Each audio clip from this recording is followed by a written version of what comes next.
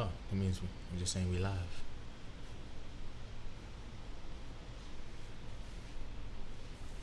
We live? Mm-hmm. If you're craving burgers without moving your buns.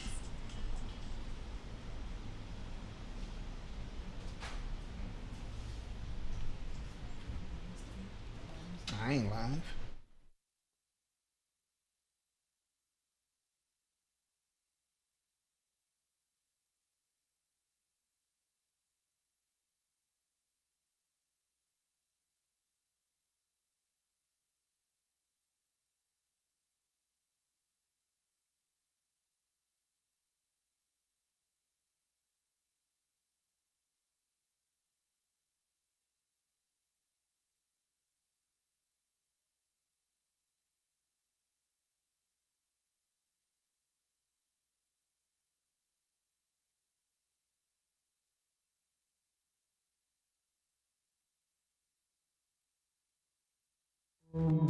Black mass, man, it's time to rock. I had to find a way, I couldn't find a job. Couldn't find a prayer, couldn't find a God. Couldn't find a prayer, couldn't find a God.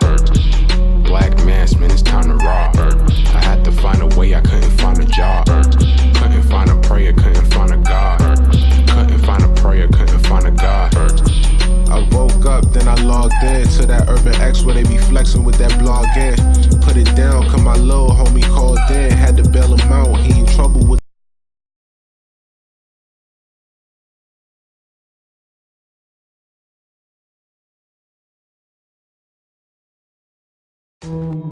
Black mass, man, it's time to rock. I had to find a way, I couldn't find a job. Couldn't find a prayer, couldn't find a God. Couldn't find a prayer, couldn't find a God. Black mass, man, it's time to rock. I had to find a way, I couldn't find a job. Couldn't find a prayer, couldn't find a God. Couldn't find a prayer, couldn't find a God. I woke up, then I logged in to that UrbanX where they be flexing with that blog in. Put it down, cause my little homie called in. Had to bail him out, he in trouble with the law again. Black skin can't win in the white world. Seen a brother kill his own kid for that white girl. We ain't wanna go to school, but we had to. Every February it was scary in them classrooms. Shimmy y'all, shimmy yay. Old dirty bastards can't own dirty slaves, or they own dirty masters. Black Dot found a pot as a youngin', broke it down for his son, and now he serve it to the masses. Black mass, man, it's time to rock. I had to find a way, I couldn't find a job. Couldn't find a prayer, couldn't find a God. Couldn't find a prayer, couldn't find a God. Black mass, man, it's time to rock. I had to find a way, I couldn't find a job. Couldn't find a prayer, couldn't find a God. Couldn't find a prayer, couldn't find a God. Urban excellence, a product of my residence. From 4 to 44, Obama was the president. I told mama I ain't tryna go to church. I'm like Adam, every Adam is a product of the dirt. And I've been reaping what he sowed. I got the product, got the dirt. And I can teach you what I know, but then you gotta put in work. You in trouble if you waiting on the government. I told my bro I make it out the hood, and that's a covenant.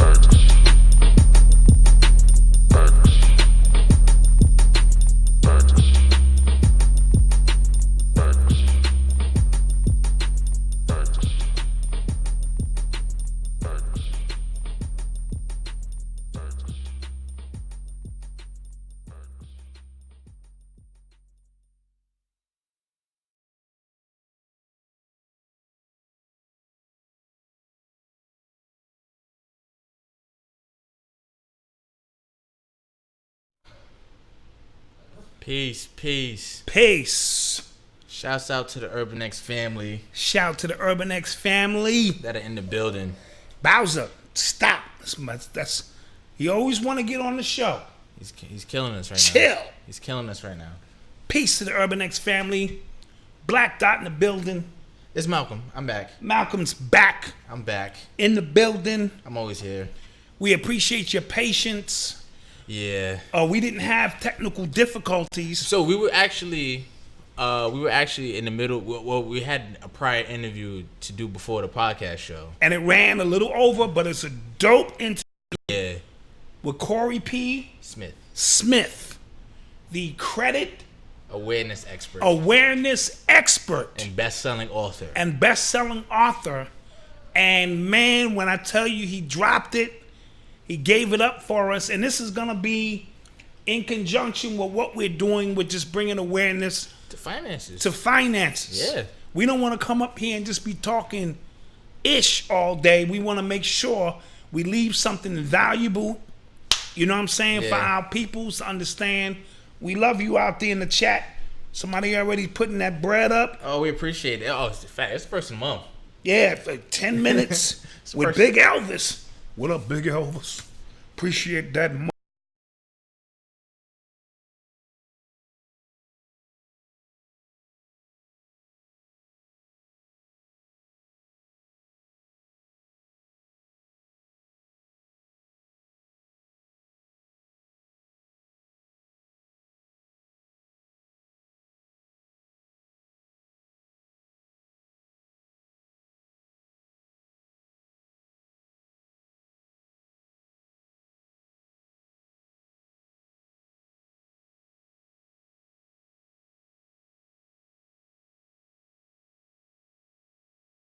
We're back. Goodness. Looks like we're back. We hope we're back. Hit 1 in the chat if you can hear us correctly. Yeah. You know what I'm saying? Yeah. If you can hear us, hit 1. Yep, no need to be alarmed. We are back in the building. Yep, there we go. All right, we're straight. Cool. We are straight. Back in the building. Okay, so how was your weekend? Weekend was great, as usual. I'm alive, I'm here, I'm breathing. We got a chance to see Odyssey. Oh, right. She showed up for one day. She's in some kind of boot camp at college. Academic boot camp. Yeah. And they gave her a 1-day reprieve. She came home. Literally one day. It was 24 hours. It was 24 hours. She got a home-cooked meal. She was able to get her nails done. She was able to see the dog. Yeah. She was able to pack all that in one day. Yeah. She is back up there for one more week. Oh, yeah. All right. Wednesday is her last day. This Wednesday. This Wednesday coming. Oh, okay. Yeah, this Wednesday coming is her last day at boot camp. Okay. And then that Sunday we go to Jamaica. Dope. You know what I mean? So we giving her, this vacation is all about her. She insisted, because I said, look, let's just go to a goddamn water park. You know me and my old ass. Let's just go to a water park for a weekend and just chill. She said, no, I want to leave the country. So we are leaving the country. We're going to Jamaica. I hope y'all know y'all gonna be her personal photographers. Are we? Yeah. She said she got 5 or 6 bathing suits. Yeah. She gonna model. I wonder if I'm gonna be able to put one up. Hey, me and wife might get we might do the Bob Marley thing, huh?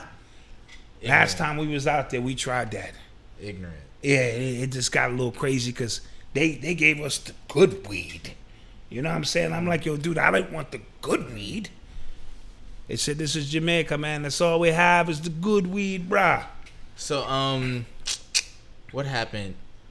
Friday we went to the album listening party. Friday, we went to the Holy Ghost 2 Album release party. exclusive album release party. Yeah. That was fire. Brother Rich, Black Magic 363, and Cam Bada. Yeah. Well, somebody said they're asking if it's actual boot camp. No, it's EOP program, and it's academic. Yeah, it's an academic Yeah, thing yeah. where they get these freshmen ready. Yeah. You know, because a lot of times we dump our kids off at college and they're like a deer in headlights. And as a result, they get lost in the sauce. So this is a 5-week program before college actually starts. This way, when college does start, she's familiar with the campus. Right. She's familiar with her classes. She already has like a tutor. And she has a beat on the pace. She has a beat on the pace of what's expected. Yeah. So that's when we That's what say it is, yeah, boot camp. Yeah. But back to this Holy Ghost 2 album. Yeah, crazy. So, we went to the Holy Ghost 1 last year. Right, with hosted by Lord Jamar. Lord Jamal was hosting that one. Yeah, he was hosting that one. And it was only 7 tracks, right? It was an EP. It was an EP, right? And they kind of spontaneously rushed it, and it still came out magnificent. Right. Still was dope. But this one, Yeah, this one you could tell they spent a This lot more right time here? on it. You could tell they really just got in their bag with this one. this joint right here, Yeah. let me tell you, they put their foot in this Holy Ghost 2, Yeah, right. and they're selling it on USB ports. Which is, I think, is a way. I think they're revolutionizing when it comes to ownership of music. When it comes to owning your art. Yes. Because we talk a lot. You hear a lot of the artists talking about owning their music, but they give it away damn near for free on these streaming platforms. These streaming services have raped everybody. Yeah. So you got to move 50 million streams to see a decent check. So what Kamala and Brother Rich are doing, they're bringing it back to the ownership. So this USB card looks like a credit card. Yeah.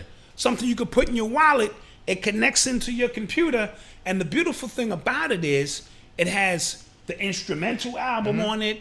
It has unreleased songs on it. Footage on it as well. It has footage on it because you can do so much more, and it becomes more of a collector's item. Yeah. Now, they will put it on the streaming services after a month. After about a month. So if you want to get in on this, you got to go to Black Magic 363.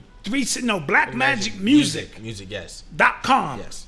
And get this now so that you can always have it, because we have to get back to something tangible with our art, because we're giving it away so much that the art loses its value. Yeah, so when I see A.A. Rashid charge $50 for his album, I didn't have a problem with that. I put the $50 down because it's the art that you want to have. It's the artwork, the collection. And we have to get back to that, because that's where our magic resides. Right. And speaking of magic, boy, this album. Yeah, yo, listen, it was a few times within them playing them tracks that I made the that was Did he just say that? Yeah, his bars. Kamala is different. Kamala is different. He's just different. You can size it up any way you want to size it up. The brother is different. He resides in between worlds. He's always challenging the vocabulary. Yeah. His vernacular for understanding how words fit together is different. I've never heard anything like it. And that's saying a lot coming from me. Right. You know what I mean? I've never heard anything like it. Right. It's really amazing. As a matter of fact, we going to play you a snippet of the album. So bear with us. Get into it. It's just going to be enough to wet your whistle. Yeah. So we're going to let that go, because we really want to get behind. Yeah, that's the old school saying, wet your whistle. Pause. Yeah. We want to get behind this project. What was the statement you gave on Facebook regarding the album? Oh, I said this album is the most important album coming out of the conscious community, or most important project coming out of the conscious community ever. That is big. Ever. Why? Because the conscious community has been receiving such bad press over the last 5, 6, 7, 8 years. At least. You know, with the debates and this, and people's egos and scams and this and that, that this album restores order. This album, if Bobby Hemmett and Phil Valentine and Delbert Blair were MCs, they would be Kamala. Ooh. Ooh. And Kamala be the first to tell you he studied those elders, and he studied Black Dot and Red Pill and Blue Pill, and he would be our representative. If we were putting an MC in an arena with his sword and his ability to chop down other MCs from other genres, style, RBG, this, that, black, conscious, trap, we sit in Kamala. And I'm willing to bet my life that when all else is done, Kamala will be that last MC standing. Whoa.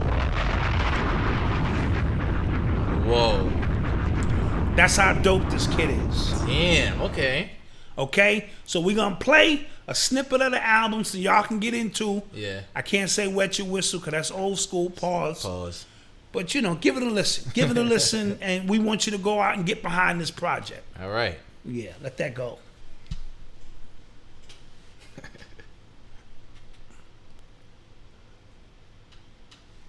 Are we going? We're going to let that thing go. Executive producer. Associate producer. Executive producer. Somebody's getting fired. Yeah. Today is one of those days. Yeah, somebody's getting fired. Between y'all two. Yeah. Yes? No? You.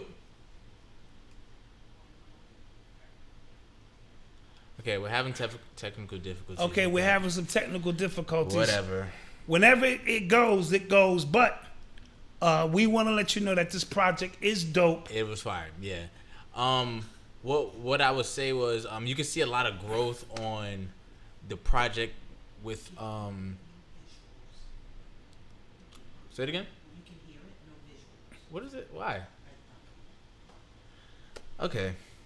Forget it or yeah, we're gonna have to let that pass because we had it, but it's technical difficulties. I thought Mercury retrograde was over. It ended yesterday. It did. Yeah, what the hell. But I guess we having some residuals. So on guys, that. I don't know if you know this, but again, like this is a family business. Yes. And today is not my dad's best day. Okay, blame it on Dad. Yeah, him, Tanya, everybody. I'm trying. I come here to work. Yeah, me too. I come here to work. I expect professionalism. Listen, man, today was a rough day. I shot it on myself today. What? Yeah. I took the super vitamin pill, and just want to share with you. It said shake the bottle well, take some vitamins, and all of a sudden I'm sitting there and I'm thinking I'm passing gas, and boom! And I said, you need to prepare. You 50 for. I'm gonna need Depends soon. No, and I'm gonna need the nice Depends. My Depends can't be where you can tell I got Depends on. No. You're gonna have to go shopping for me. No, I'm not. If I'm doing election, I turn around and my Depends look like Depends. No, I'm not. That's gonna be a problem. So somebody said yes, you can fire family. Yeah, I'm firing somebody. Yeah. So I come here to work. So you think you had a rough day? I had to jump in the shower immediately. Like, you turn 50, you take vitamins and then your guts explode. No, that's not a good look. Somebody said you can't fight. No, somebody's getting fired. Yeah. Somebody's getting. This is real quick. So the shirts we're wearing, they're not from us. They were sent to us. Yes, let's get into that. They were sent to us of the Black Athlete brand. Yes, the Black Athlete brand. Hold on, I want to get the brother's name because I don't want to mess this up. You think you got that? Let that go if you think you got it, man. Let's see if we can get that Kamala thing going, man. If you think you got it. Go so deep, go so deep, go so deep. Go so deep, go so deep, go so deep. Don't know me no more, ego so free. Freedom from whence I rose. Sunburn God with the blood that Eru. Man a hero. Transition from the planet Nibiru. Shaka Zulu, Shaka Zulu, Shaka Zulu, Shaka Zulu. My name is Shaka Zulu. I'm at that to the boss talk. All I'm talking is the boss talk. All you talk about is small talk. Don't be talking when the boss talk. No, I pay the boss cost. All I'm talking is the boss talk. All I'm talking. Yeah, I'm on my last breath. Walking the last step. I'm on the last test. Final answer and my last guess. Wonder what I gotta pass next. I think she pull on me with the black nigga. Half saint, half sinner, I'm a yacht sipper. Love Henny, but it's giving me a bad liver. Dab hitter, not an addict, I'm a bad quitter. Mac pipper, pick a chick up in a. Part of me, all of my people are part of me. See the police and applaud on me. They don't believe in equality. Yeah, part of me, all of this heart is a part of me. They wanna call it Muhammad me. All of my army are harmony. Yeah. Dollar sign, 1 comma sign, 3 zeros in a comma sign, 3 zeros followed by a dotted line by the signs. Stock a rocket, you can watch it rise. Profit wise, got the kind of credit you cannot deny. I forgot that I was God. I forgot that I was free. I forgot that I was king of the jungle until I remembered I'm me. She forgot that she was God. She forgot that she was free. Billy the goat, dripping without sniffing the coke, gripping a rope, climbing up a slippery slope, lift up and float. Vision of a sinister ghost, invisible cloak, hidden like a mystical. Oh, we're back. We're back. That works. So, it was a short snippet. it was a short video going through the snippets of basically all the tracks. Yeah, all the tracks on the album. Hope you got at least a chance to feel it. It's well put together. Yo. Again, and it takes a lot to impress me, especially with rappers that you know. You know what I'm saying? Because yeah. And I think that's a natural thing when artists that you know or your mans know. You tend to be a little bit more biased toward. Yeah. Like I did a preview or review of his last album. Right. And I felt funny doing it because I know Kamala, right, but it had to be done. Like I'm doing a review on this album, right, as well because it's so powerful. Yeah. It takes you through so many zones, and we have to support our own, right? And I think we finally got it because it's not too hotep-y, it's not too this, not too that. It's pure hip hop. Facts. And it actually had me in tears, and I'm not afraid to say that. Listen, my dad. Anytime he talks about him crying, he cries all the time for everything now. I don't know, it's old age. Hey, that's because I'm 50. He just be emotional all the time. It's raining out. I'm crying. Yeah, the rain is beautiful. Don't even put too much into that. No, anymore. You have to, because I've only cried in hip hop a couple of times. I told you. I came home, sat on the edge of the bed, and cried to your mother when I went to see a KRS-One show in the 90s, because he embodied what hip hop was all about.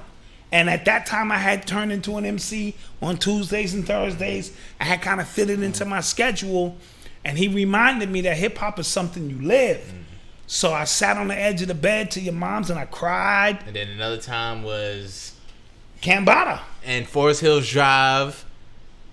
Did I cry? Yeah, you cried on J. Cole's album? Yes, he did. Yes, you did. So maybe I'm getting emotional. Yeah, he needs to be emotional. I need the pens. I'm getting emotional. Yeah. I'm farting and shouting. Listen, I'm about to start sending out applications for a new co-host. Ah, man. Anyway, but yeah, it's one particular song, King of the Jungle, that really embodied what I felt our struggle was about. I think that song should have been on the Lion King soundtrack. Dude, you want to talk about the Lion King real quick? Yeah, let's talk about it. So remember, I think it was 2 weeks ago actually, we reported that it was a lot of criticism going at Beyonce regarding the Lion King movie. Yes. And then you told me not to judge it yet. Yes, until you saw it. Yeah. Right. And what I'm gonna say is, I don't think she deserved all of that slander. Okay. But it was a bad movie. Oh, okay. Okay. It was a bad movie.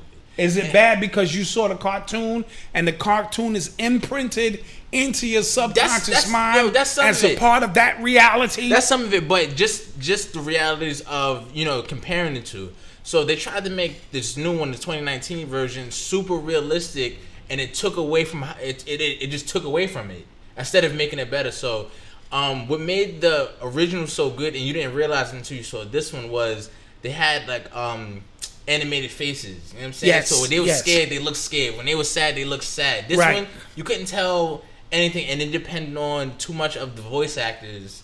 And the voice actor, and then again, which puts it at a disadvantage that if you are a fan of the original, you have the voices of the originals in your head. And that's imprinting. It's imprinted, right? Yeah. And it just doesn't really work. So also Beyonce, she's kind of a dry voice anyway. Yeah. She's not singing, but she didn't have a lot of lines in that movie to begin with to give her all of that. Yeah, my slander. wife saw it and she said Beyonce seemed to be too technical with the part. She just sounds like Beyonce. She sounds like Beyonce too much, and it made it unbelievable. Yeah, I don't hear a line. I hear Beyonce. You hear Beyonce, and then she had songs and shit in the movie as well. Well, her album was dope. Not the album.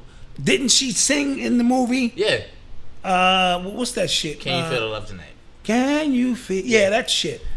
Yeah, that's Her and Danny Glover, they took liberties with that song, and it's just like whatever. But the soundtrack that she produced, I liked.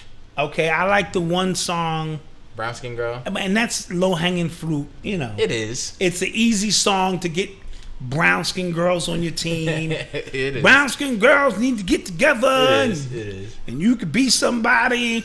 Ooh, Beyonce getting deep. She talking about brown skin girls. Yeah. But so all in all, the movie was trash. Was it trash? Was I say trash? It wasn't a good movie. Okay, that's Malcolm's. It wasn't a good movie. That's his opinion. I didn't see it. It wasn't a good movie. I don't plan to see it, but you know. Yeah. Yeah. You are tuned into the sounds of UrbanX. So Tuesday and Wednesday were the second round of the Democratic debates. Yeah. I thought they would shave the teams down. Yeah. Already, but I guess now they'll start the process. They're about to start doing that. Of shaving the teams down. Okay. So it was round 2 of the Democratic debates, and I told everybody after the first round, don't get too caught up in somebody having a really good night, somebody stepping in the forefront, because once it's just like a series in a basketball playoff series. Like once I get tape on you, I know what to do now. So that's what you saw. So a lot of people, especially after the first round, a lot of people were big on Kamala Harris, and a lot of the people in the the liberal media was championing Kamala Harris. Oh, she had a big night. Charlamagne in the Breakfast Club had her own again after that. You know what I'm saying? So you could tell what button they're trying to press on people. Yes. Yeah, where the narrative is going with that. But she got her ass whipped yesterday. She got her ass handed to her. Yeah, and it was like, again, I don't know what took anybody so long for that to happen. Well, again, as a strategist, I may not want to shoot my load so early. This is true. Now I want to. It's the process of elimination now. So in the process of elimination, I'm throwing haymakers. I'm throwing darts now. Yeah. Rep Tulsi Gabbard got at her, and she talked about she got at her for the main reasons why a lot of people don't feel like Kamala Harris would be a great president. She got at her record as a prosecutor. Okay. Yes. She got at her for blocking evidence to get innocent people off death row. I heard about that. I heard she suppressed a lot of evidence that could have freed some people. Yes. They talked about her arrest record and things like that, and then they talked about just pure hypocritism. Is that right? Her being a hypocrite. Well, her being a hypocrite. Her being a hypocrite regarding like marijuana. When they asked if she ever smoked marijuana, and she kind of laughed it off, but she arrested she got all these people locked up for marijuana. And didn't she say she smoked weed listening to Tupac, and that was impossible based on her age and and again, it blows my mind the way people still cape for her. I don't get it. You know what I'm saying? Yeah, because I'm actually play you let's play something. I'm actually play you something from that night, and I was just so happy. I was so happy. Like, thank you. You was happy that a black woman was getting her ass handed to her. That's racist, Malcolm. Nah. That's bro. racist. Nah, bro. You supposed to be caping for that sister just because she's a sister. Whatever. Not the fact that she put all of them black men in jail. Yeah. She'll be a prosecutor president, but I'm deeply concerned about this record. There are too many examples to cite, but she put over 1,500 people in jail for marijuana violations and then laughed about it when she was asked if she ever smoked marijuana. She blocked evidence. That would have freed an innocent man from death row until the courts forced her to do so. She kept people in prison beyond their sentences to use them as cheap labor for the state of California. And she fought to keep cash bail system in place that impacts poor people in the worst kind of way.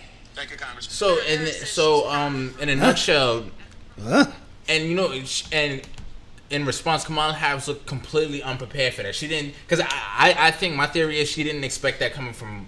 She expected somebody else to hit her. I think she expected Biden to hit her with that, and then she would have probably had more of a slick comeback for Biden, because Biden, he's done. Yeah. He's done. Yeah. But no, Biden's gonna win. You think so? Who else they got? Bernie. Who they got? Yeah. Unless the real candidate hasn't, like I said, appeared yet. But if you're looking at them candidates up there, it's got to be Biden. But you know what's crazy? So a lot of people going at Biden for 94 crime bill, things like that. But he said, which is true, President Obama vouched for me, basically. You know what I'm saying? If that's gonna be his end. So no, but that should be a look in the mirror for everybody who's caping for Obama. Who caped for Obama, and then now you don't like Biden. Like, you look stupid. If you really listen, now you opening up a can of worms because Obama's track record was terrible. Yo, they said Obama deported 800,000 people over his presidency, and that's more than Trump did. Yeah, and he bombed. Oh man, don't get he bombed more people. He was wilding. He was in there wilding. All right. So beyond the fact that he was black or whatever y'all want to call it, your boy was in there wilding, and he was caping for all the alphabet soup team. Yeah. The LGB, all alphabet, they came up. They came up on your boy. All right, so he deported more people than Trump. He bombed more people than Trump. Yeah. And the LGBT came up. Something, something heavy. All on your boy's watch. So, but take it any way you want to take it. So that was the first day. The second day was Bernie Sanders, of course. Again, I need the groups that they have going. I don't like. Yeah, he should have been in the first group, I think. I feel like I think he needs to be in the group with Kamala Harris and Biden. Oh, he's not in that group? No, he's in the first group. He's in the first group. See, they're trying to keep... I think they're trying to make sure there's somebody that you will watch in the first group. Got you. And then some people you will watch in the second group. But they got to cut that down to about 4 people now. They had Cory Booker who told Biden... Oh. He said... there's a saying in my hood. If you don't know the flavor, stay out the Kool-Aid. Stay out the Kool-Aid if you don't know the flavor. Oh, you're dipping in the Kool-Aid. Yeah, you're dipping in the Kool-Aid and you don't know the flavor. I was like, Jesus. Yeah, Christ. And people was yeah. He's down. Is he? Does he like alphabet soup? Listen, I don't know. There's a lot of people who think so because he looks like he's trying hard to say that he doesn't like alphabet soup, but I don't know.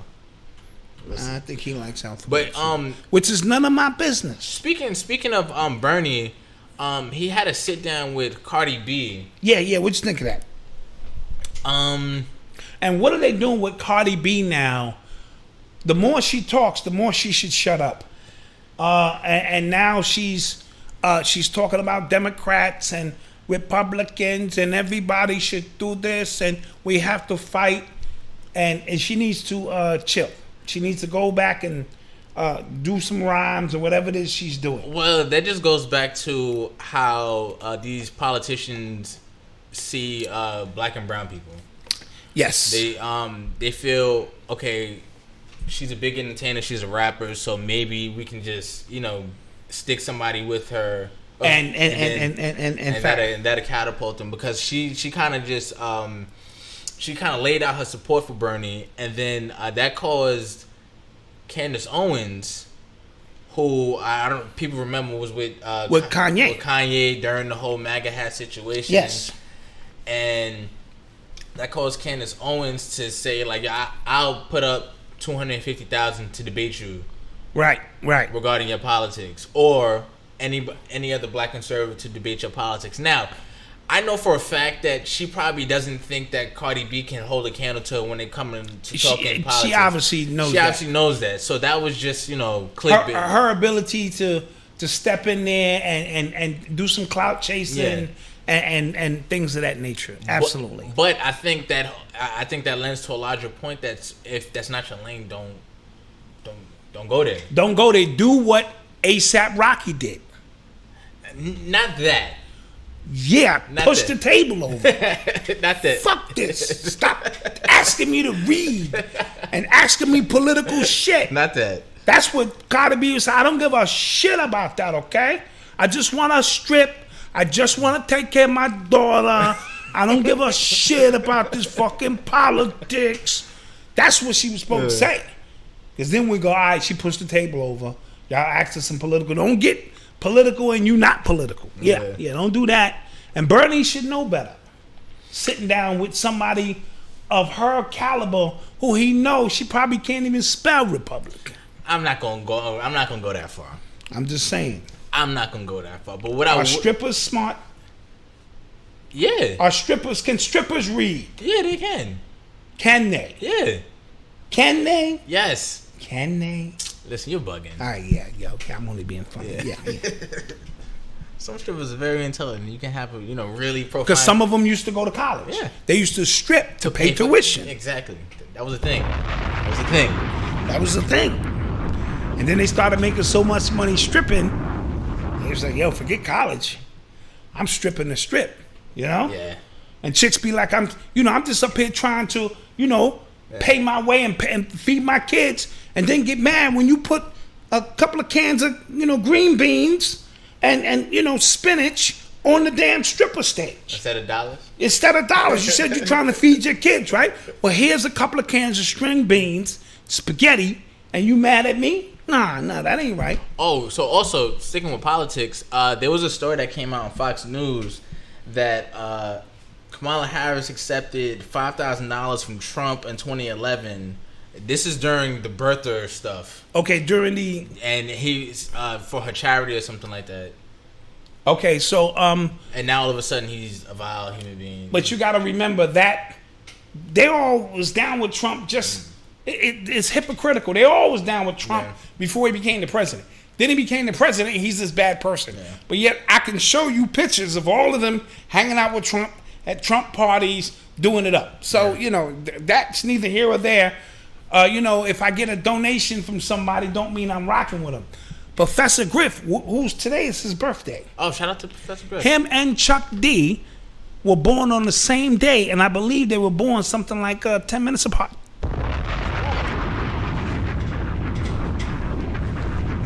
How crazy Happy birthday is that?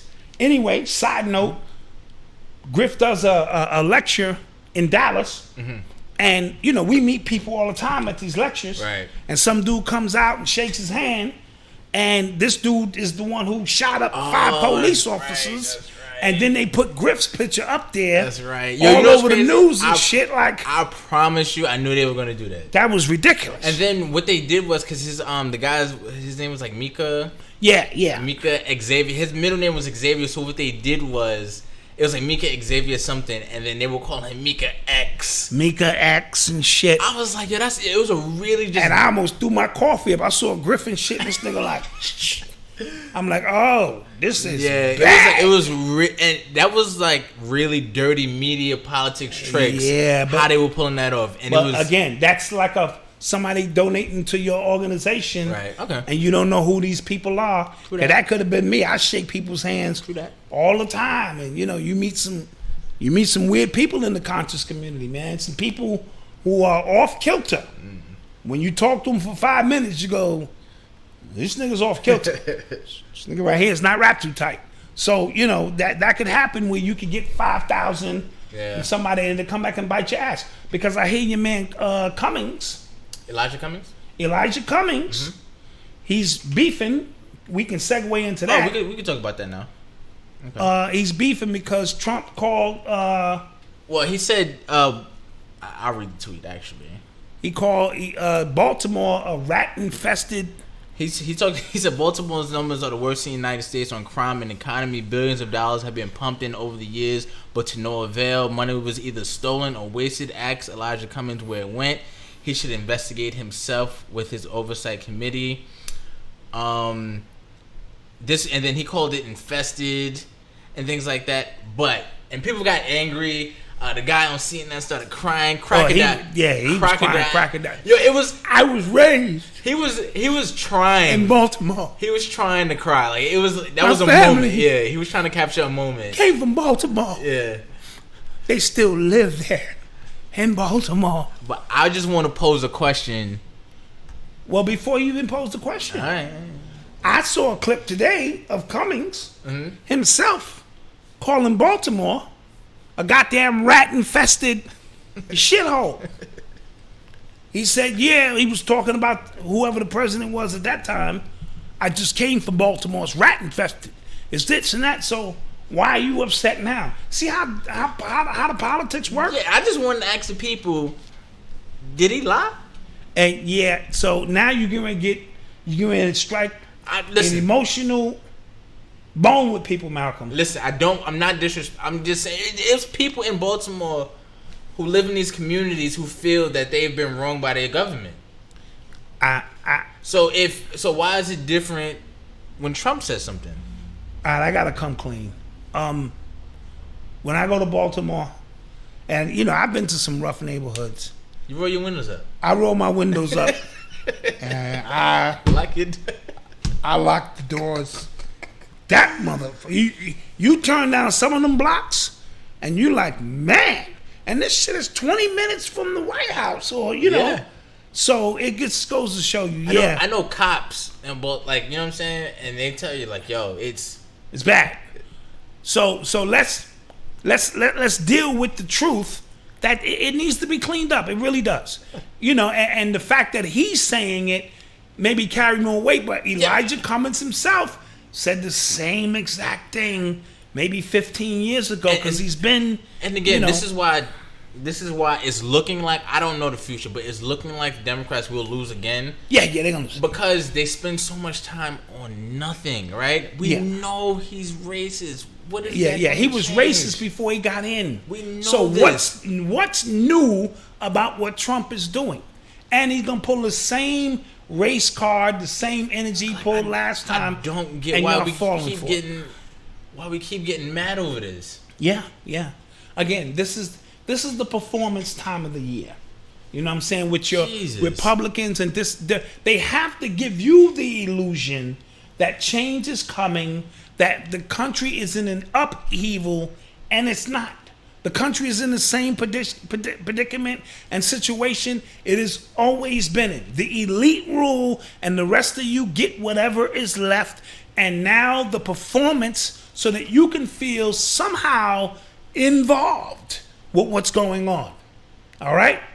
So keep that in mind. But for our people who know what's going on, you don't even waste no energy with that. Yeah. You get your popcorn and you sit back and you watch, because your reality is not based on any of that. And you said Baltimore is like 15 minutes away from the White House. That's just D.C. Okay, just D.C. Okay. But D.C. is ill too. Yeah, D.C.'s ill too. It is. And the way them streets is lined up, I felt retarded. I hate to use that term, because I saw the block I wanted to go into. The way they streets is all, and I kept making a right turn and another right turn, and after about 5 or 6 right turns, because you can only make 3 right turns before you end the block. I couldn't get in the block for about a half hour. That's funny. And I said, these streets is masonically laid out or something, because my hotel was in that block. I could see it, and I couldn't get into it. So, yeah. Whatever they got going on out there. Yeah, so I think, like I said, I think people waste way too much time on the obvious. Like, you know. Look at the candidates they presenting to you. Yeah, that's all you need to watch is the candidates they present. All I do is watch the candidates or who the opposition is and go, it's no way Trump gonna lose. No way. And he already know. This is who y'all got. Yeah. It's no way I'm gonna lose. I knew Obama was gonna beat Hillary, and I knew he was gonna beat McCain. I knew he was. You just knew it. Romney. Yeah. I knew Trump was gonna smash Hillary. I didn't think so. I knew he was gonna smash her. No, I really didn't think so. I was like, this is a layup. Like, no, because the minute he started with his rhetoric of build a wall, these Mexicans, he was catering to a certain audience who had suppressed themselves for 8 years when Obama was in office. They're not going to go from a black man to a white woman, because after that is a gay person. I mean, somebody who likes alphabet soup. So Trump is the streak stopper. There's actually a gay candidate right now. Oh, is it? Buttigieg. Buttigieg, that's his name? Yeah. Booty Judge or Buttigieg? How do you pronounce that? The word butt is actually like, it's B-U-T-T. Oh, so the butt of the jokes is on you. You know, they do that kind of shit. Yeah. Let's throw a candidate in there with butt in his name. Yeah. Be like, I'm voting for butt. Yeah. You are tuned into the sounds of Urban X. You want to get into these shirts now? Yes, now we can get into these shirts. We ain't forget about you, bro. Yes, so got this from John White. Right? John White. He sent us an email regarding his shirt, because again, like we said, if you want to send us your shirts to wear, like we'll gladly do it. Yeah, we're not gonna just be pumping our own stuff up here. Yeah. You know, we have commercials for that now. Yeah. You know, we big time, but we want to always, again, this is our community, so we want to be able to share our platform with those we feel who are deserving of it. Yes. So he has a brand called The Black Athlete. It's not about the stereotype or race or being the underdog, but it's the reality. He says it's the reality for so many black kids across the globe, and that believe because of sports they are destined for greatness. He was born in Detroit, Michigan. He grew up watching the likes of Chris Webber, Jalen Rose, all these guys, and he talks about how these athletes, Chris Webber, all these guys, never cared about the stigma, the stereotype that came along with the title of being a black athlete. He says they often ignored their mental capabilities, but they were often ignored for their mental capabilities, but exploited for their physical attributes. You been smoking weed or something? Nah, I'm just tired, bro. It's been a long day. You been smoking weed? Nah, it's been a long day. Send Malcom weed too. He'll test your weed out because obviously he's smoking something. Nah. But he grew up in lower class neighborhood on Baltimore Street. That's in Detroit. I'm not sure. It sounds like you should lock your doors. Yeah. What else? We're actually gonna play a clip from his YouTube channel, and he has a really cool saying on his clip. I don't want to mess it up. I want the people to hear it. So let the clip. Yeah, I want to speak. Yeah, I want to let the clip speak. Hopefully, our executive producer is on it this time. Has things lined up in which we can go to that clip.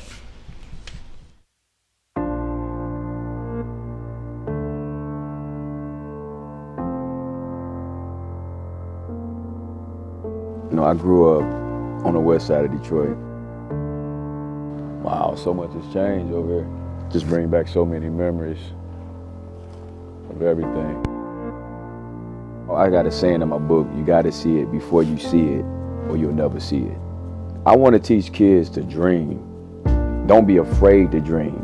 And even while you're dreaming, don't be afraid to fail. I started a brand because I felt like I could do things my way and do things with freedom, you know what I'm saying, and with excellence. It's to give them a thought process of, man, I can do anything I want to do in this world. You know, as a black athlete, there's still challenges we face. You know, a lot of people speak about equality, but if people don't see you as equal, then that eliminates equality. You know, so a black athlete within itself, you know, is just about pride, it's about strength, it's about determination, it's about the pursuit of being great in everything, in every aspect of your life.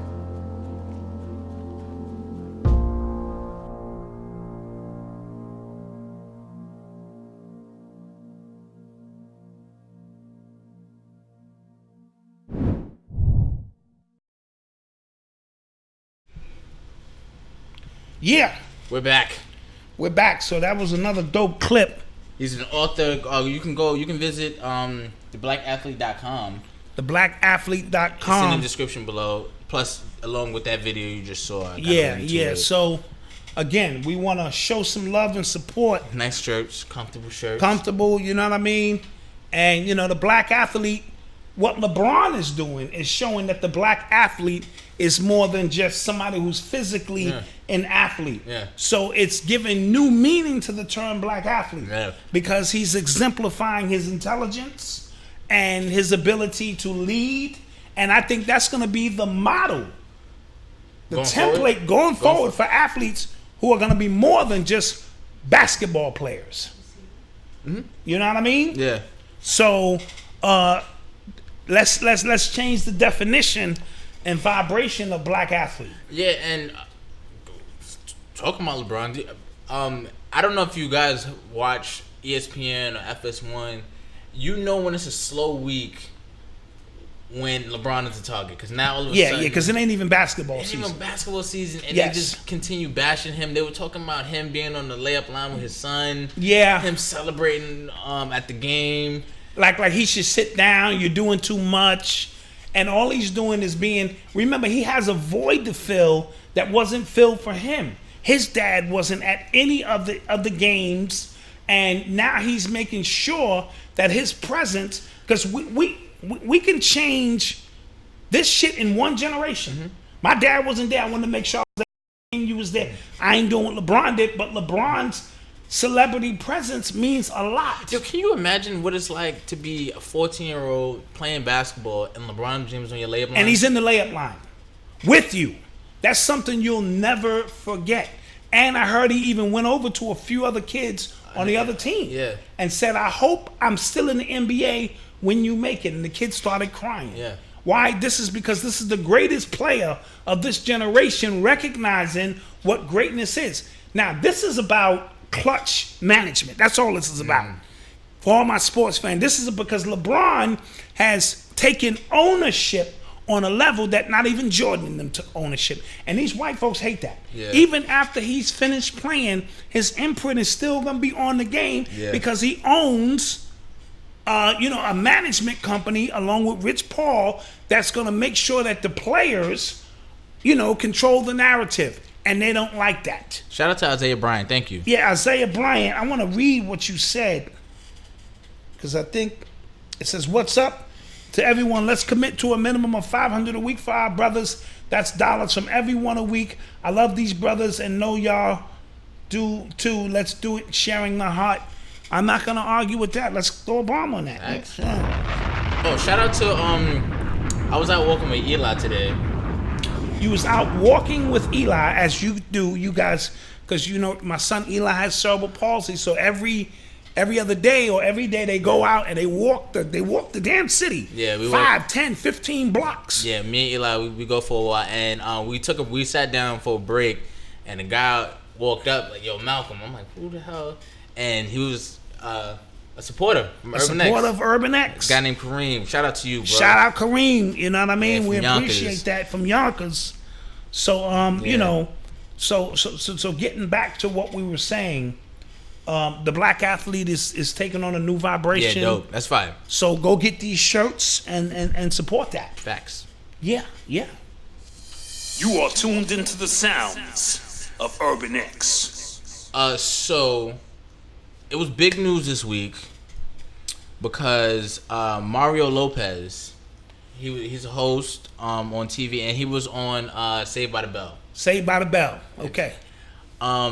He had an interview. I think it was a podcast interview with Candace Owens again. Okay, Candace, she stays in the mix. Yeah, and they were talking about. It was a 40-minute interview, and Candace Owens talked about when she called it a weird trend that celebrities are letting their children, small children, self-identify what they want their gender to be.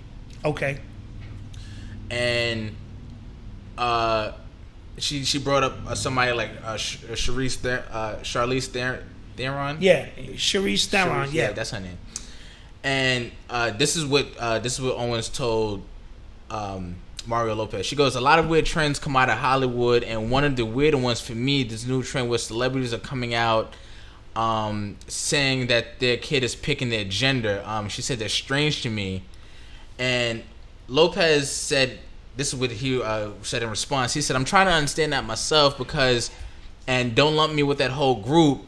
I'm kind of blown away too. I've never want to tell anyone how to raise their kids, obviously, but and I think if you come from a place of love, you can't really go wrong. But at the same time, God, if you're 3 years old and you're saying you're feeling a certain way, you think you're a boy, you think you're a girl, whatever the case may be, I think it's dangerous as a parent to make that determination. I think it's dangerous as a parent to make this determination. Then, if you're going to be a boy or girl, like he said, it's sort of alarming, and he doesn't know what the repercussions will be later on regarding that."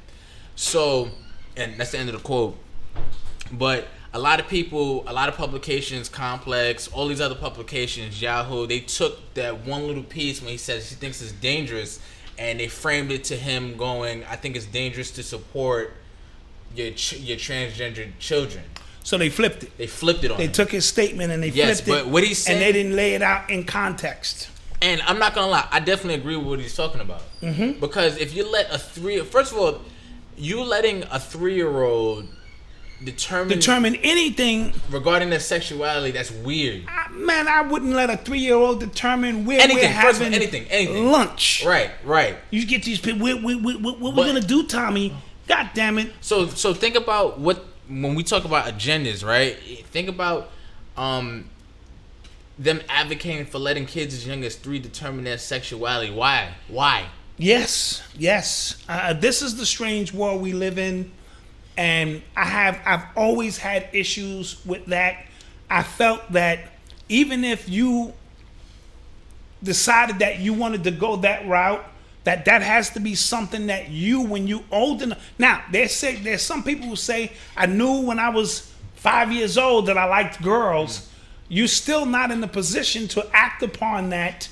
And, society, and that's only, from a society standpoint, we're in a weird time. You know what I mean? And again, this is European mindset. We got to remove ourselves from the European mindset, because black parents don't let their kids, when we go into this damn store, if you touch anything, or your mother would give you that look, it's a look. Yeah. I'll bust your ass. Yeah. So we don't, Yeah. So this is obviously, we under European rule, and this is the mindset of what they're trying to do, because it's only male and female. I don't care how you want to dress it up, and you want to do this and that. And with that being said, I am open enough as an adult to say, if you like it, I love it. So I'm not here to make you be anybody other than who you're supposed to be, but I'm not rocking with anything but male and female. You know what I mean? So all of the super agendas and 14 different genders, man, it ain't 14 different kinds of Kool-Aid. Man, so, I'm confused in that sense, but I'm not confused when we understand that this is a European thing, right, in which they allow their children to determine whatever is whatever. You know what I mean? So that statement being taken way out of context, knowing he that... He actually apologized for his statements too. Which yeah. Again, you know how that goes. But he's a host on Access Hollywood, so... Demaine Collins, as always. Oh, he got his hat today, too. Got his hat today. He said his son jacked the hat, so... Yeah. We gotta make him another one. We're gonna have to make him another one. But we appreciate your support. Definitely. Always. You know what I mean? So, are we doing a segment on the posing the question? Should you let people know? I guess that's a perfect... So a lot of our topics have been segueing right into each other, yeah. Because I saw something on Media Takeout tonight that said a very popular Instagram model with over 500,000 followers, including Kevin Durant and a few other celebrities, had to take her picture down because it was revealed that she was a he, that she was a transgender. And I looked at the ass, and I'm gonna tell you, I feel sorry for your generation, what y'all gotta go through, because I looked at that ass and said, that's an ass. You gotta say pause? Pause. Yeah, you know now, so you got to. Pause. Yeah, you know now. Now I know, yeah, pause. You didn't know, yeah. I didn't know before. Yeah. So I could see how if you in a club, damn, your generation is screwed, that's bro. Crazy. God, geez, I need baby pictures. You need baby pictures. Yeah. Like, yo, let's play a game, man. Here go my baby pictures. Let's see yours. Because now, do you feel, as a transgender, they should tell you, absolutely, Malcolm, before we move forward, absolutely, there's something I need to tell you. What, baby, you used to do time? You was a drug dealer? No. What, you didn't look this cute when you was younger because you had ponytail? No. What, you was abused as a child and now you need comfort? No. I'm a man. Or I used to be a man. Yeah. Absolutely. Is that date over? That date is over. Right? Absolutely. Yeah. Well, that date should have never even... You should be like, yo, let me see your motherfucking Adam's apple. Well, you man pretty. You know what I'm saying? I be in the club shaking, doing the reggae shit, and instead of doing the wine, I'm reaching for your motherfucking Adam's apple. Like, yeah, why you up on my neck? Hey, baby, let's just dance, you know? Reaching for that motherfucking Adam's apple. Shit. That's a fact. Like, so now, right, we have this big thing on consent and what consent actually is, right? Is that rape? That's like... Or like you forced me to have gay sex. Yeah. No, you forced me to do something I don't want to do. And you forced me to have gay sex. Because at the end of the day, that's gay sex. Yeah, it is. That's gay sex. You did something with a man, and you're a man. Yeah. That's the definition of gay sex. Yeah. So, but and see, a lot of them transgenders lose their life. Yeah. On a more serious note, because that's the argument we're not telling. Right. That's the argument we're not telling, because they said, like, if I go home with a guy and then I tell him, you know, I'm a transgender, that messes up his ego or something. That messes with him. It's a trigger. And then that's a trigger. So I don't like do you? But and then that argument is that's my business. That's not your business. I don't know you like that to tell you, but. No, once we do this, that should be. Yeah. That's a personal thing. That's a fact. That's a personal thing, man. That's a fact. If I wanted to sleep with a man, I would have rented a man. That is a fact. Shit. You know? Listen. And in this generation, see, we ain't have Instagram and all this crazy shit. And I came across an actual escorts website on Twitter. What were you doing on that? Listen, I promise you. No, I promise you. Listen, I promise you. Talk to me about Listen, Malcom. So she posted pictures. Malcom, I love you. And as your dad, you know, you want to experiment with things. Listen to me. Not a transgendered escort, fool, but... Oh, okay. Yeah. Okay. But she posted a picture, and then she had a website in her bio. So I'm like, what the hell, a website? Right? So I click on the website, all the same pictures. But then it goes to just straight pricing, like 90 minutes is $1,000. Yeah. A night is $3,000. A weekend is $12,000. Damn, you gotta be a baller. Yeah, but like, where's the $40 section? But I didn't know they just straight up advertise like that. You know why? Because now I don't have. Excuse me. I don't have time to waste. Yeah, I was like, whoa. I don't want to. Oh, you look cute. No, this is a business. And these are my prices. And I'm from the $40 section. I was like, whoa. I shop in the sales section. Like, whoa. Gotta be something to do something. Wasn't a transgender, that's good. I just... Yeah, try to clean that shit up now. You be starting rumors. Clean that shit up. Because I was wondering why I was on my website, you know, because that shit follow you. You search something. Stop it. And I went to Google, and all of a sudden these transgender sites just started popping out of nowhere.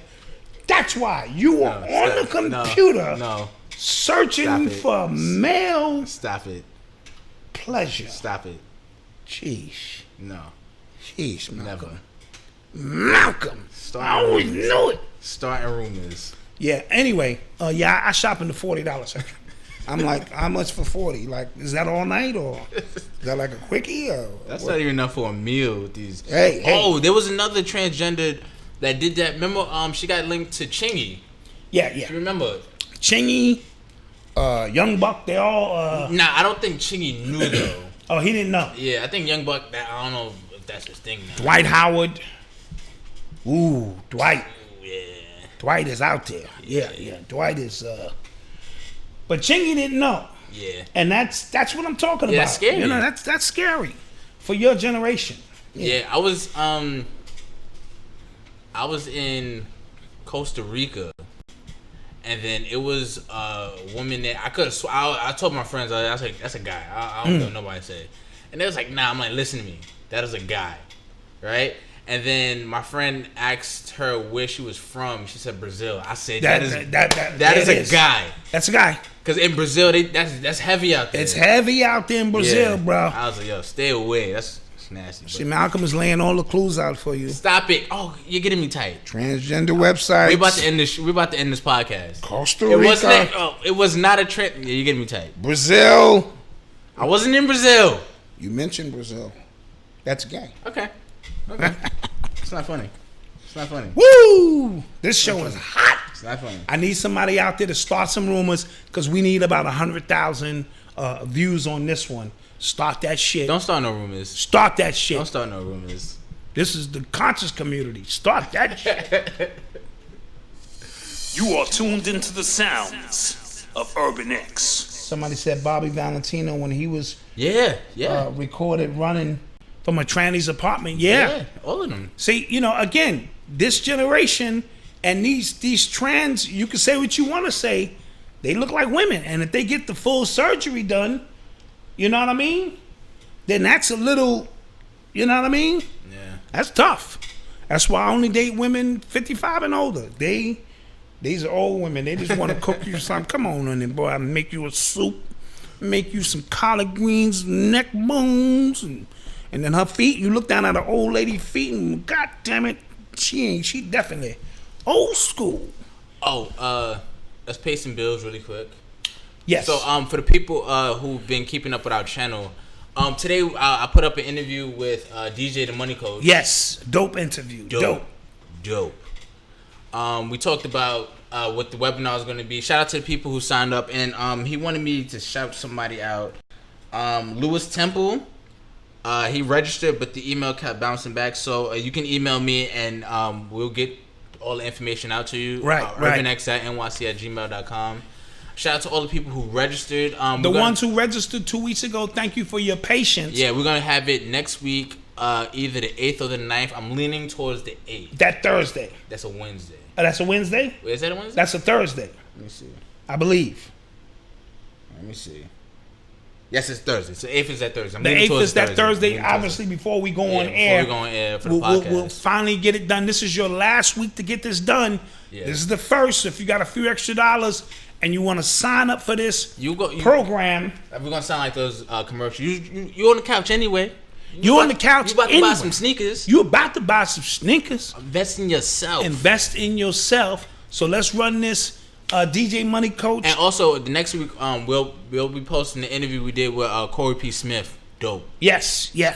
We gonna all of this coincides with us economically empowering ourselves. Yeah. So for you, just got your check.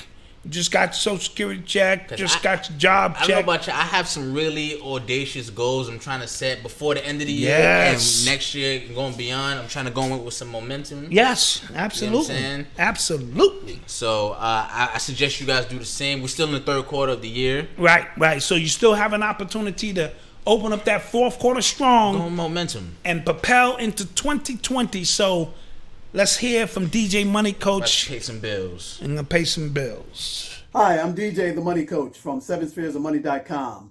Black Dot and Malcom have asked me to do my Family Finance 101 course for the Urban Excellence community on UrbanX. Man, we're excited because it's going to be once in a lifetime webinar that we've been doing since the year 2000. This webinar is fun, fast, packed with a whole bunch of principles for financial success.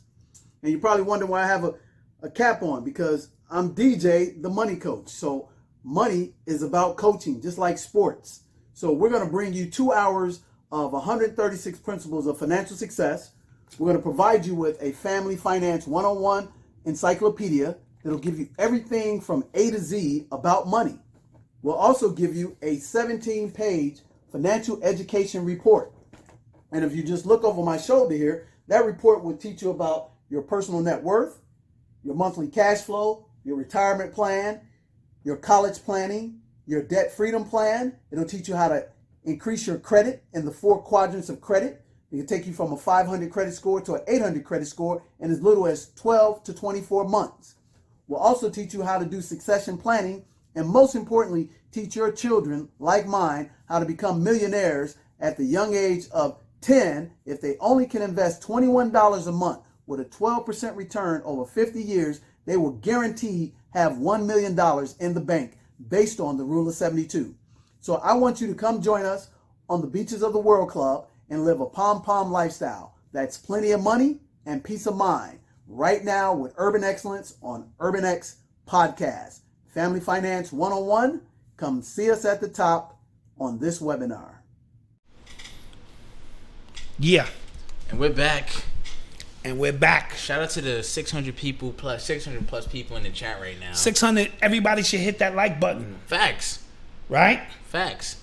Yeah, hit that like button because that's important. Y'all watching anyway. Just go bing. That's it. And we appreciate, you know what I'm saying? We appreciate the donation. We appreciate the love, man. We appreciate the love all the time that we're getting here. And like I said, this is the last week to sign up for this program. Facts. Because Thursday we letting this thing go. And you know what I mean? And these people will benefit the most from this program. Facts. The link is in the description The link is in the description below, baby. You know what I'm saying? Hit that. DJ the Money Coach. Hit that. You are tuned into the sounds of Urban X. So, my friend Tia, she sent me a shout out to Tia always. She always sends me Shout stories. out to Tia. She always sends me stories. And baby girl turned 2? Yes, her daughter turned 2. Let's clap that up. Yeah. Her daughter Aya, yes. Turned 2, big girl. Yeah. Gotta bring her over. So she sent me a story about a 10-year-old boy who was charged with assault after a game of dodgeball. Yeah, I heard something. So about apparently, this. he hit a kid in the face with a dodgeball. A white boy. A white boy who had a concussion as a result. The student suffered from chronic brain stem infliction. From the dodgeball? No, he always had that. Oh, he condition. always had that condition. And the school should have known that he shouldn't have been playing in the first place. Oh, so he was out there playing and he shouldn't have. And he shouldn't have. Okay. He got hit in the head with the ball, got a concussion, and the parents pressed charges. Against the other kid who hit the ball. Yes. Okay, she should have been pressing charges against the school. No, well, I feel that the mother of the child who's getting charged with assault, I think she should sue the school. Somebody should sue the school. Somebody had to sue the school. Because y'all should known better Yeah. than to have this kid out there. That's like if your kid is allergic to fucking peanuts. Right. They should know. Right. And if it's in the kid's medical report that he or she can't have peanuts, then these things, you know what I'm saying? Yep. And I can understand, but I do understand how you might fall through the crevices, you know, because the kids are all out there playing. But a condition of that magnitude. Yeah, the kid Bryce Lindley. Yes. Okay, is he the hitter or the hitty? He's the hitter. Bryce? Yes. Black kid named Bryce? Yes. Okay. He threw the ball and he gave the kid a concussion. So I just thought that was kind of wild. You know what I'm saying? Yeah, we played dodgeball our whole life. Come on, and you were going for kills. No, we was going for kill. Yeah. If I got that ball, that little red rubber ball, and it sounds ping.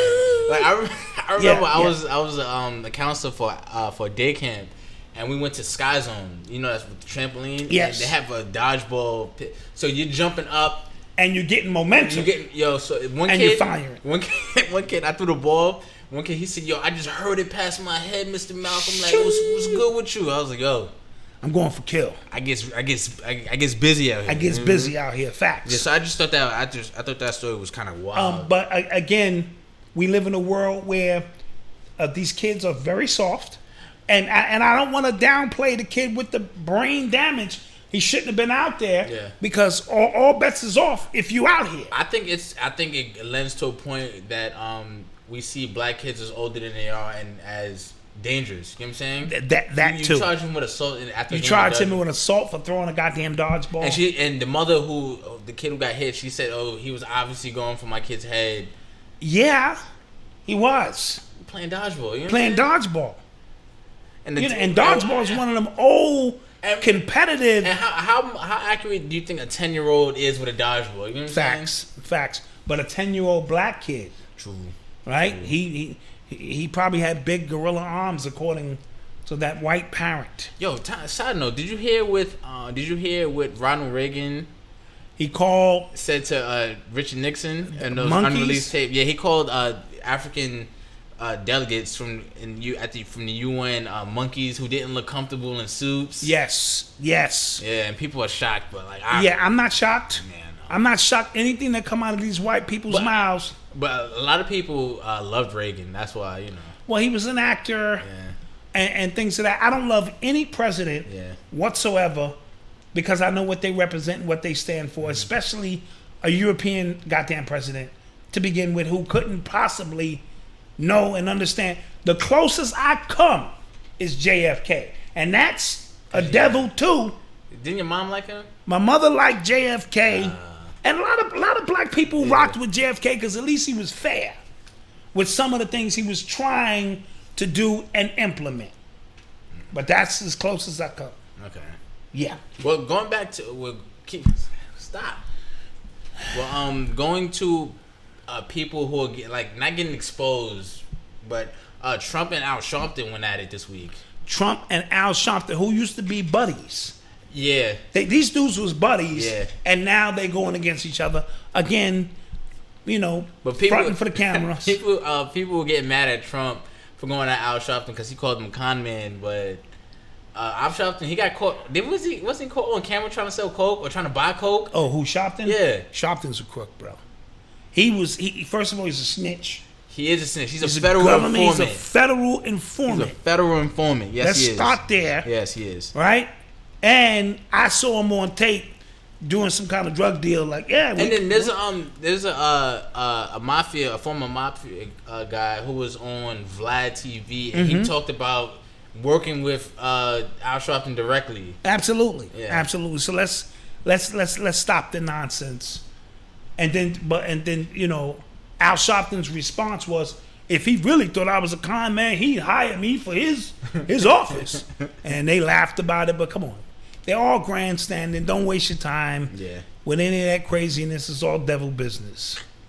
Now I can hit the button. Yeah, you can hit the button. You are tuned into the sounds of Urban X. So there was another mass shooting. Another mass shooting. Let me guess. White people. Yes.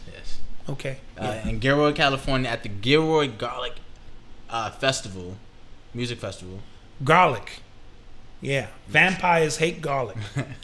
That's what triggered this killer, because he was a vampire. But go ahead. Well, obviously, so the shooter was white, 19-year-old. They're using all the, the buzzwords. He was a loner. Mental illness. Did they throw that in there? I think because they always throw that in there when we're talking about white people.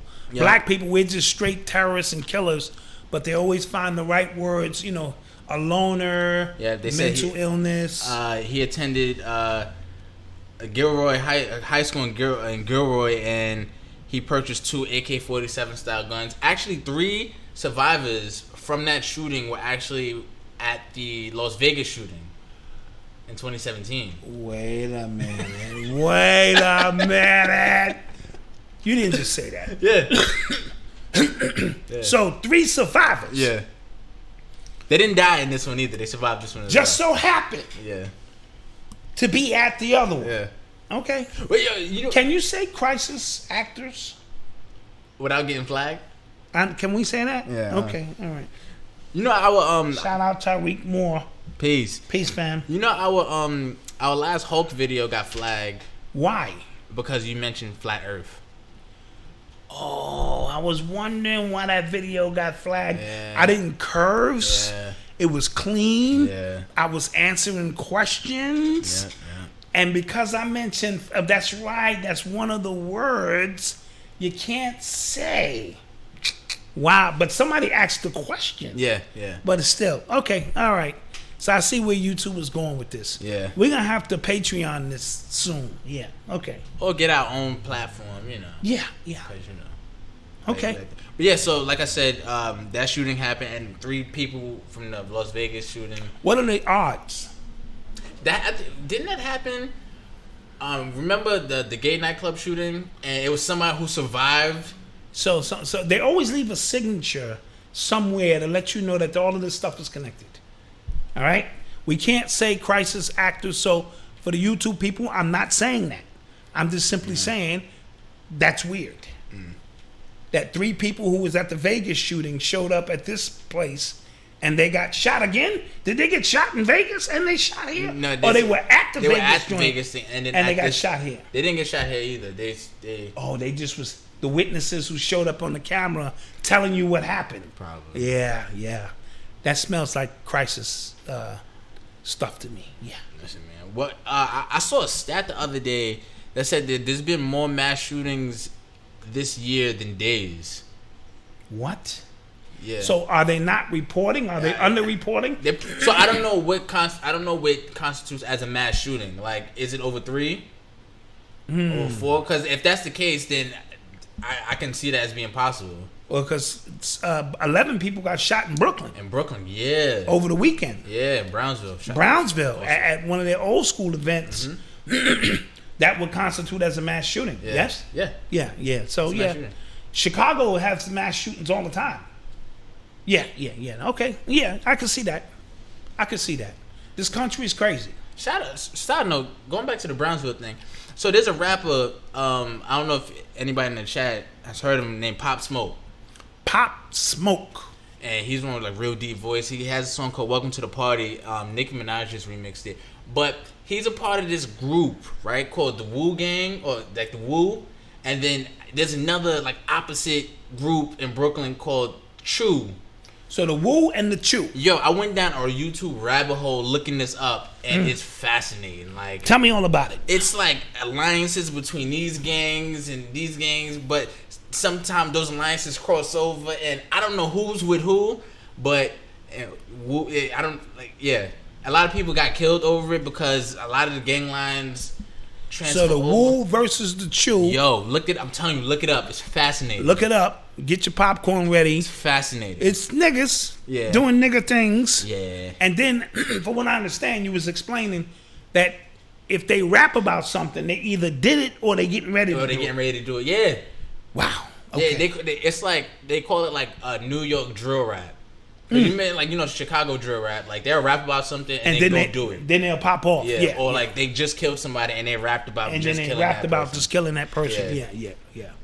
So the Wu and the Chew. Fascinating. Yeah, that's fascinating. I don't want to clap that up, but yeah, what? It's nigga business. Yeah. You are tuned into the sounds of Urban X. So weird story. A guy, he was cleaning out his mom's house, discovered a dead baby in his mom's freezer. Yeah, I heard about this. His mother passed away recently. Yes. And he went to the fridge, probably get a snack. Oh, clean it out. Clean out the fridge. Yeah. And inside the fridge, yes, was a dead baby. Yes, frozen. Hair, skin, all of that. Hair, skin. Okay. And he said that his mom always told him like it was a cake top or something, and it's been there. He said for 37 years. A fucking cake top. So this is my first question. How I'm going to visit you at your house, right? Yeah. I always go in the fridge and I see the same thing for 37. If I see the same thing for a few months, I'm like, yo, what is this? What is this? Yeah. This can't be good now. Can't be good. Let's throw it out. Yeah. So, that's sick. So he knew about this. So he's seen it for 37 years. For 37 years, he saw a dead baby. Whose baby was it? Did the mother abort a child? I don't know. He said he doesn't know. I think they should do DNA on that though. Yeah, it's probably his mother had a child in the house because that a lot of white people they do that, and they do that, and perhaps they froze the baby. I mean, the truth is stranger than fiction, ladies and gentlemen. I don't know. That's sick. Where that goes? You know what I mean? Yeah, okay. Yeah, that's tough. Yeah, that's just a random story. I thought it'd be interesting. Yeah. Well, we get strange sometimes here on the show. You are tuned into the sounds of Urban X. So, Urban Excellence Story of the Week. The Urban Excellence Story of the Week is we are going to see Hidden Colors 5 tomorrow. We're going to the New York premiere of this show. I wanted to do a piece on Tariq Nasheed in particular. I think the Hidden Colors series is important in the culture. I don't know Tariq Nasheed personally. I've never met him. So this ain't a homeboy plug in. But I felt that this Hidden Colors series was very important because it became an awareness tool that awoke a lot of people, if that makes any sense. It did. Right? It did. So, I know a lot of people, can we get real for a minute? Mm-hmm. A lot of people in the conscious community were upset with Tariq Nasheed because they didn't think of this first.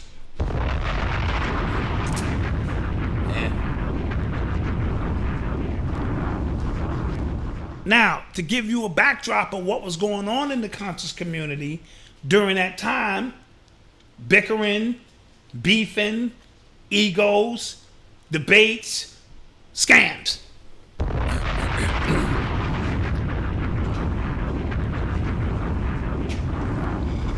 And it took somebody outside of all of that to look inside and go, wait a minute. These teachers are valuable. These teachers are important.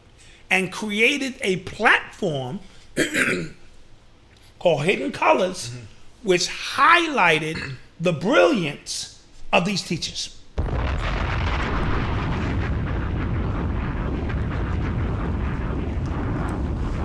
And like I said, a lot of us in the conscious community like, well, damn, we could have did that, but we didn't. We didn't pull together our resources. We didn't honor our elders enough. I'm not saying we didn't honor them enough to take advantage of where the current and the climate was going.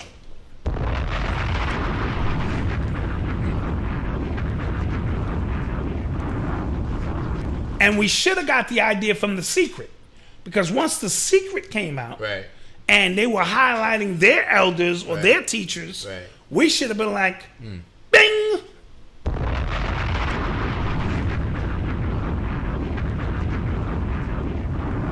But we didn't. But Tariq Nasheed did. And there are those who say, well, he was putting out pimp books and all that. Yeah, Malcolm X used to be Malcolm Little. Detroit Red. Detroit Red. Yeah. Right? We got to stop getting into individualism. I always want to know when people bring up somebody's past, like, who is their ideal person? Because you can literally bring up everybody. Anybody. Anybody's past. If you want to get into my past, oh, my shit is crazy. Right? So we have a tendency to do that because, again, I think black people, we're always programmed to find what's wrong with something or somebody. But I've never been into idol worship. I've never been into exalting anyone above their body of work. The Hidden Colors series did more for the conscious community than we did as a collective. Wow.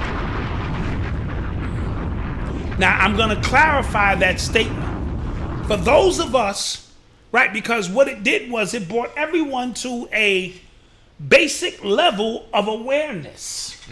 Awareness is important. Now, for those of us who got the full downloads, the 12, 8, 10-hour downloads of the elders, we are the true custodians of that science. So I don't want to get it twisted. Yeah. But before you can share that science, there needs to be a general awareness.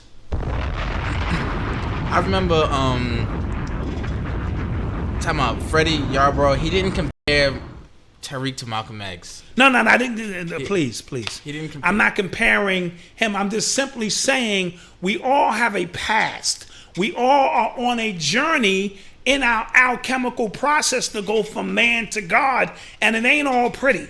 So I'm saying I wouldn't hold that against Tariq Nasheed if he was into pimp books, but before he got into his own awareness, his own awakening, his own understanding of how he can make a greater impact on our conscious community or conscious society. That's all I'm simply saying. I remember I was in college, I think my sophomore, junior year, and my friend Kadeem, like, we were having a conversation, and it was starting to go, like, into that conscious realm, and then he started just asking me, like, nah, like, so who, like, where you get your information from? Where you get your information from? And he pulled out Hidden Colors, right? And then I'm like, dude, I know personally the people on some of those people. Like, that dude did my pop's wedding. Like, right, you know what I'm saying? Right.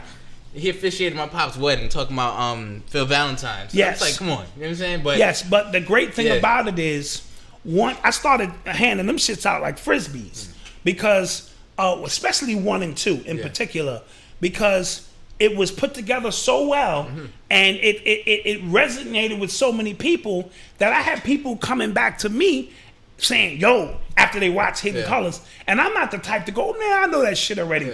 I go, tell me, really, what happened? Yo, son, I watched this Hidden Colors series, man, and I learned this and that. And I've been like, oh, really? Teach me. Just like Morpheus did to Neo when Neo said, I know Kung Fu. He said, show me. So I've always been the one to be like, oh, really? Oh, that's what that's about. Or they be like, yo, I don't know if you heard of this brother Phil Valentine. I be like, that name sounds familiar. And so what I want to say in the long run is the Hidden Colors series brought a general population to a 0.0 of awareness. So did Jay-Z. You know what I'm saying? And people get mad when I say when Jay-Z started mentioning Baphomet or showing images of Baphomet, or we was calling him Illuminati Hove. It was really bringing our people to a general level of awareness. Now it's our jobs, those who understand the greater understanding of what Baphomet and these teachings is, to go out and do our work. But now my work is easier, is what I'm trying to tell you.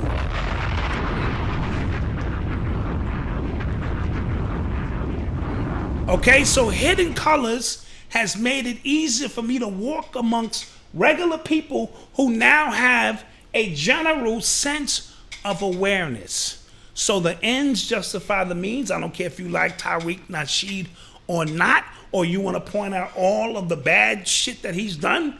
I don't know him personally, but I wanted to say he is the urban excellence of the week. We will be at the theater 7 p.m. tomorrow in New York. You want to come out and shake our hands? We'll get out there early, hang out and shit. We'll be out there. We're not in the movie, but we want to go show support for this particular movie. And shout out to Tetu Brown. Tetu Brown, we appreciate the support. And shout out to hold on, Dante Maxwell.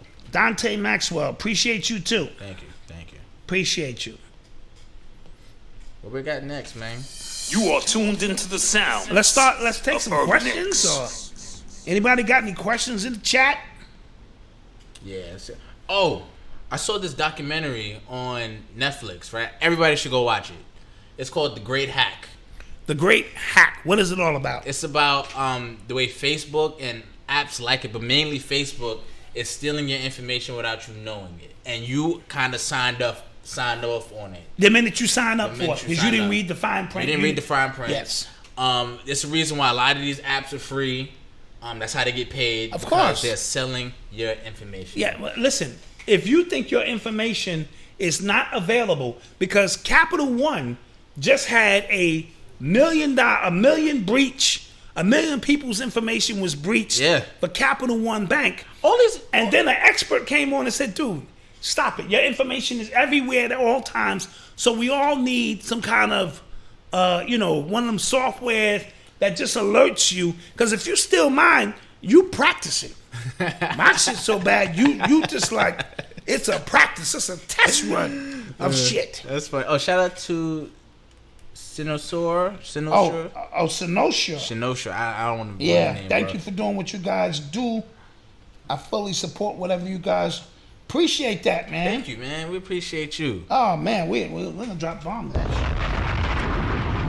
But yeah, it's called The Great Hack.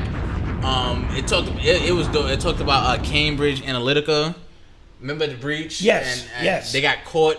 Russian teaches their people how to breach professionally. Yeah, that's their shit. It's like, it's at this point, it's a fact that they had an influence on the election due to the information that was pumped through Facebook. And they were talking about how because they know 100 million people. I'm sorry. Yes, I said 1 million. You right, Orlando Edwards. Yeah. It was 100 million people. Absolutely. And they talked about how they can break you down to like the ideal candidate or the ideal voter and what you like to see, and then they just flood your timeline with that stuff, and they kind of just target you and target you. Yeah. And you think this is your thoughts, and it's it's the algorithms figuring you out. Yeah.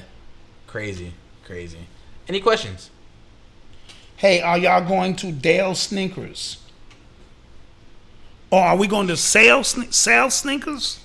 Is that what you meant? Are we going to sell sneakers? Nah, not that I know of. We don't got no sweatshops. Nah, we ain't got those kind of sweatshops. Zuckerberg's still not in jail. He should be. Of course he's not in jail. But, he's working with the system. He sold us all out, and now we stuck using that shit. All of it, it's crazy. Yeah. It was something else. It was something else about them selling that information. What is Dot's opinion about the Chance the Rapper album?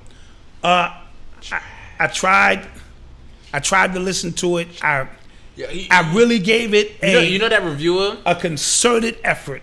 You know that music reviewer. He reviews like all the albums. He has like a few million subscribers. He reviews all. He gave it a 0 out of 10. Wow. I'm about to find that dude. Wow. I tried. I couldn't. I mean, I'm not a Chance the Rapper fan. The Coloring Book album drew me in. I just thought that was put together well. I love that album so much. But he's so happy. The Needle Drop. The Needle Drop. He has 1.9 million subscribers, and he gave it a 0 out of 10. He's so happy and so my wife and so people churchy and people so said that Christian and so the people say he raps about loving his wife and not misogynistic, and we hate it. Yeah, I need a little bit of gangster in there. Not even like you said. Like the Coloring Book was dope. Coloring Book was dope. Like sonically, musically, it was fire. Yes. And I think that kind of fooled people into thinking. I don't know. Yeah, I tried. I don't know. I think he tried to catch like a niche because I tried. Of the Coloring album. I'm not sure. I so need the Rick Ross album to just wash that Chance shit out my system. I'm sorry. Yeah. I'm sorry. He actually dropped his track list for that. Oh yeah? Yeah, he got Nipsey on it. Yeah, let's talk this Nipsey shit, man. Listen. Oh yeah. The fact that he didn't own none of that shit. I didn't know that. You broke that to me today. Lends to this guy David Gross or whoever he was had his name on every goddamn thing, and we need to start paying attention because what was Nipsey, like a mouthpiece or something? And that's not to negate Nipsey's vision and what he was trying to do, but when all the smoke clears, he didn't own that. He didn't own that building. His name wasn't on none of that. You know what I mean? So and I want y'all to start paying attention because what I'm noticing is I see T.I. and all of these guys putting on suits and Queen Latifah, she's got a $14 million complex coming up in Newark, and these are your new politicians. Pay very close attention. So while the faces will become more familiar to us in hip hop and we feel we making moves, the power structure will remain the same. Because we know what T.I. is about and all of these Hollywood elite and what they're about, and they're about to raise up, Meek Mill and this and that. And, come to find out this goddamn Nipsey Hussle shit was nothing but a land grab. They trying to put the goddamn Coliseum, the Clippers Coliseum where his building is, or the building that he was supposed to be. And these people are thinking 10, 15 years in advance, and we're not. So these pieces being moved on the board, the plot thickens on what happened to Nipsey Hussle. It's not just some shitty cuz randomly rolling up on him. Listen, this shit gets deep, man. So pay attention to what's going on. But I want you to pay attention to the new politician or the new people that is coming in talking about buying the block. That's the new narrative. Jay-Z was rapping about it and this and that. And the people buying the block are going to be the same people who were controlling you before. It's just that these rappers are and I told you these rappers are government agents. I told y'all that, right? The very things that plague us in our community are the very things that they promote, and I have a problem with that. So if you know drugs and crime and alcohol and diabetes are the things that plague our community, and that's all you promote is drugs, crime, and McDonald's and all the shit you promoting, how is that benefiting us? And how can we look each other in the face and say, oh, they keeping it real? No, something has to give. Right? No. So the very people that you're promoting are the very people that's killing you. And these rappers are government agents. Unlike rappers in the 80s, before corporations got involved, when your rapper stepped out and was truly representing, because even if they spoke of crime, they usually was speaking about it in the sense of how we can leave it alone, not promoting it. And a lot of these rappers, their kids go to college, but yet they're rapping to you and sending your kids to prison. All right? Yeah. And they can't come out and speak on real issues no more, because if Coca-Cola own they ass or Hennessy own they ass and say, listen, you're going to lose this endorsement if we don't feel that what you're talking about resonates with our product, nigga, you out the business, you're an agent. I'm sorry. That was all first verse. All first verse. That was all first verse. Facts. Any more questions? People talking about T.I. being a government agent. That's a fact. Well, you can call it what you want to call it. I don't know anybody else who can beat machine gun charges. And 3 silences. That carry a minimum of like 7 federal years. Please. Yeah. You can call it what you want to call That's it. a fact. Not easily entertained. Thank Appreciate you for the support. Somebody was talking about the boule. Why was they talking about the boule? Well, that's all boule. All of what I mentioned is that talented 10th percent who control the 90% of us and keep us large, fucked around on hopamine. I asked my teacher in high school about the boule, and I'm surprised he didn't fail you. He was just like, what the hell do you know about that? Yeah, absolutely. No, because we were talking about W.E.B. Du Bois, and then he was talking about the talented 10th. I was just like, that sounds like something my dad said before, and I just asked him, and he was just like, Mr. Bowser, yes. Absolutely. He's like, you get it. I was like, yeah, I do it. Absolutely. I don't, because people were talking about the D9 in as the boule. A lot of people have been on college campuses. If you think the Greek orgs on that college campus are boule, I think you are minimalizing the impact that boule actually has, because that's like real. If you think that's boule, that's boule light. Like super light. Super light. Yeah. They tap who they want to tap. You know what I'm saying? And bring you up. You know what I'm saying? And teach you some real things about how this works. You know what I'm saying? Because again, that's how they maintain structure and power. Somebody said, what's this? What about the young ladies murdered while organizing in their community? I heard. I didn't hear. Was that in? I believe that was in Chicago. Don't quote me. I didn't hear about that. There were 2 advocates who were advocating against gun violence, and they gunned them down.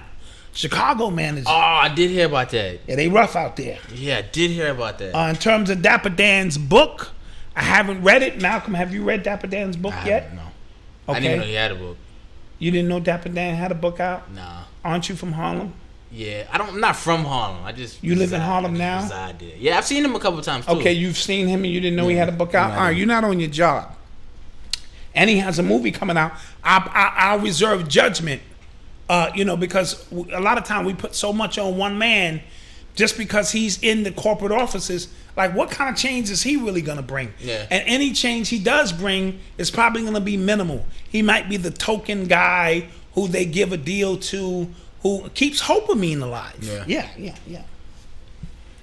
Quick, plug. Don't forget to go to shopurbanx.com for your latest. For your latest apparel.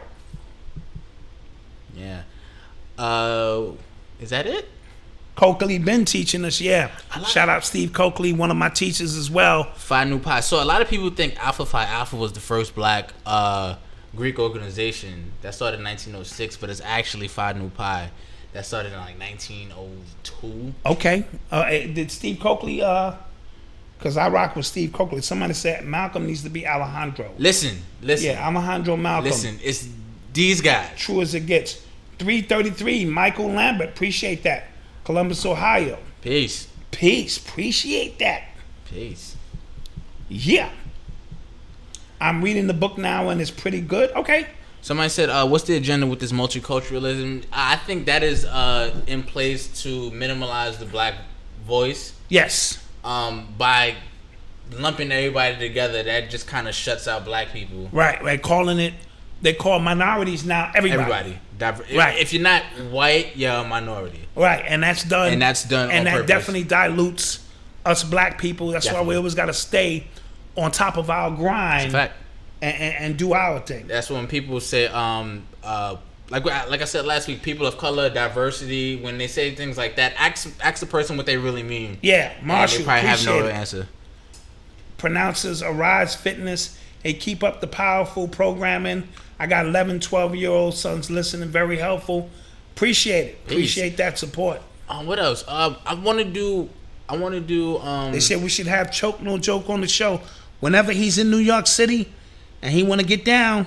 Yeah, he reached out. Yeah, he reached out. He reached out. Yeah, we've been in contact. Oh, what are your thoughts on the Lost Tapes 2 album?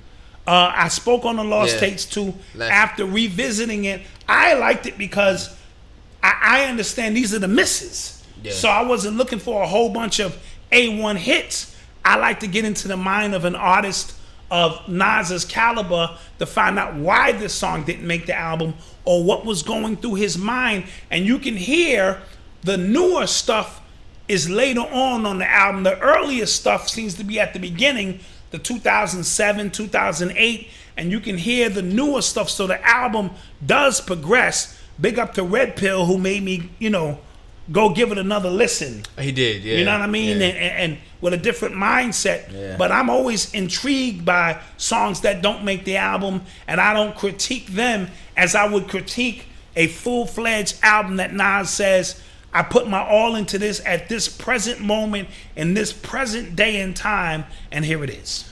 Somebody asked, what do you think about reparations be at the forefront of this election? K. Tucker, I don't think reparations is at the forefront at all, actually. I think immigration is at the forefront. Yes. And they're using immigration to actually push reparations to the back of the line when it comes to, the country. Mm-hmm. Because they're not really talking about that at all. Just saying. Absolutely. Just saying. Is that it for the night? That might be it. That's it for the night. We thank you to all the people who stuck here with us. It's late. We appreciate you staying up here with us, watching us. We appreciate the listeners on the podcast. You can listen to the podcast at Apple Podcasts, Google Podcasts, Spotify, TuneIn Radio, all of that stuff. Don't forget to like, share, and subscribe. Oh, leave us a review on Apple Podcasts. Leave us a review. Yeah, leave us a review on one of those podcasts. On one of those podcast platforms that you listen to. Leave us a review because that actually helps other people who are not, familiar with what us. we do. We'll probably come across their timeline, I guess it is. Yeah. And again, we appreciate the people. Always. And yeah, that's it. That's it. We out. Peace. Peace.